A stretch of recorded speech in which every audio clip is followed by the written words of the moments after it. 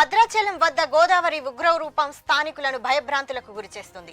తాజా సమాచారం ప్రకారం ఉధృతంగా ప్రవహిస్తున్న గోదావరి నీటి మట్టం 50.50 అడుగులకు చేరింది.